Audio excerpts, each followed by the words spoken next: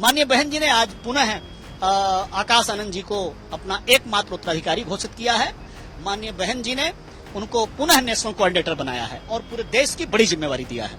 आप लोग की मांग थी लगातार आकाश आनंद, लगातार हम लोगों की मांग थी, हमारे कार्यकर्ताओं की मांग थी, तमाम नौजवानों की मांग थी कि आकाश आनंद जी को पुनः लाया जाए। डॉक्टर लालजी मेधांकर बसपा नेता हमारे साथ मौजूद है। बैठक से निकले सर, क्या कुछ हुआ है बैठक में आज मायावती? माननीय बहन जी ने हम लोगों को कैडर दिया है, 2.5 घंटे की क्लास लिया है और देश के सभी पदाधिकारियों को बहन जी ने कैसे बहुजन समाज पार्टी को मजबूत करना है और ये जो 2024 के नतीजे आए हैं जो उम्मीद के अनुसार नहीं आए हैं, पुनः बहुजन समाज पार्टी किस प्रकार से 2007 के उत्तर प्रदेश के चुनाव को दोहराएगी, अन्य राज्यों में भी बीएसपी कैसे मजबूत होगी, इन तमाम विषयों को लेकर के बहन जी ने अपने पदाधिकारियों को एडवाइज किया है और ये भी प्रतिबद्ध किया है हम लोगों को कि आप लोगों को अपने अपने राज्य में जा करके और आप लोगों को विधानसभावार कैडर कैंप लगा करके इन सारी बातों को जो आज बताई गई हैं इनको बताना है। खासकर बहुजन समाज के जो अंग हैं, एससी है, एसटी है, ओबीसी है, माइनॉरिटी है और अपर कास्ट के जो हमारे गरीब भाई हैं, उन सबको विचारधारा के आधार पर, भाईचारे के आधार पर उनको बहुजन मूवमेंट से जोड़ना है, बीएसपी मूवमेंट से जोड़ना है और हमें अलग अलग पार्टियों के गठबंधन के चक्कर में नहीं पड़ना है, हमें समाज में गठबंधन बनाना है, समाज को आपस में जोड़ करके और बहुजन समाज पार्टी को मजबूत। आकाश आनंद आज उनके पैर छुए हैं, मायावती ने आशीर्वाद दिया है।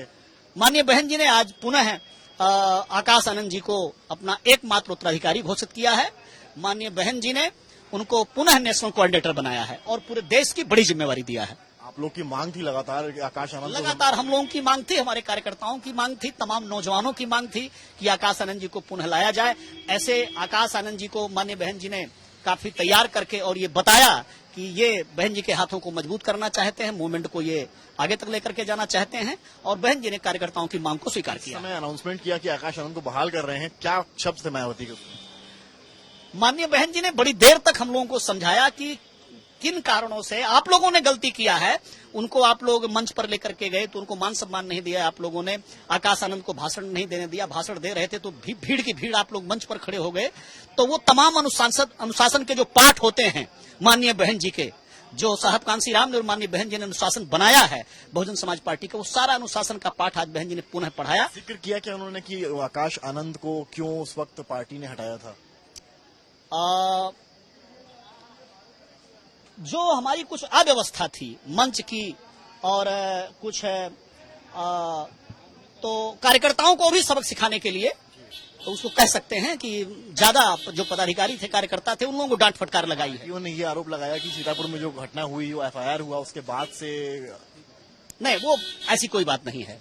कार्यकर्ताओं को अनुशासन में स्थापित करने के लिए बहन जी ने उनको थोड़े दिन के लिए किया था और पुनः बहन जी ने बहाल किया। रिपोर्ट की बड़ी चर्चा थी कि एक रिपोर्ट हार की समीक्षा को दी गई कि ये पॉइंट से इस वजह से बसपा फेल हुई है। उस रिपोर्ट को लेकर के मायावती ने कुछ कहा कि ये कमजोरियां थी, इस पर काम करना है।